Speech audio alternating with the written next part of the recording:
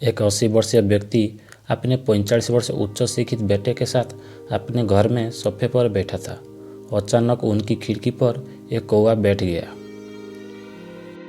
पिता ने अपने बेटे से पूछा, यह क्या है? बेटे ने जवाब दिया, यह एक कौवा है। कुछ मिनटों के बाद पिता ने अपने बेटे से दूसरी बार पूछा, यह क्या है? बेटे ने कहा, पिता, मैंने अभी आपको यही एक कौवा है कहा है। थोड़ी देर बाद बूढ़े पिता ने फिर से अपने बेटे से तीसरी बार पूछा, यह क्या है? इस समय बेटे के स्वर में कुछ ज्वलन महसूस हुई। तब उसने अपने पिता से झुंझलाने हुए बोला, यह एक कौवा है, एक कौवा। थोड़ी देर बाद पिता ने फिर से अपने बेटे से चौथी बार पूछा, यह क्या है? इस बार बेटा अपने पिता पर चिल्लाया, आप मुझसे बार बार एक ही सवाल क्यों पूछते रहते हैं?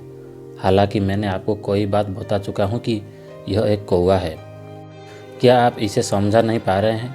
थोड़ी देर बाद पिता अपने कमरे में गए और एक पुरानी डायरी लेकर वापस आए, जिसे उन्होंने अपने बेटे के जन्म के बाद से बनाए रखा था। एक पेज खोलने पर उन्होंने अपने बेटे से उस पेज को पढ़ने के लिए कहा।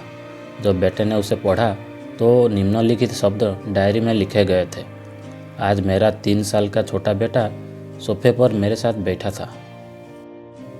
जब खिड़की पर एक कौवा बैठा था, मेरे बेटे ने मुझसे 23 बार पूछा कि यह क्या है, और मैंने उसे 23 बार जवाब दिया कि यह एक कौवा था।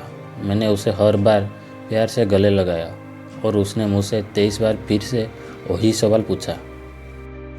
मुझे इस बात से बिल्कुल भी चिढ़ नहीं हुई कि मैंने अपने मासूम बच्चे के लिए प्यार महसूस किया है, जबकि छोटे बच्चे ने उसे 23 बार पूछा, यह क्या है? पिता को 23 बार पूछे सवाल का जवाब देने में कोई जलन महसूस नहीं हुई, और आज जब पिता ने अपने बेटे से सिर्फ 4 बार यही सवाल पूछा तो बेटे को चिढ़ और गुस्सा महसूस हुआ।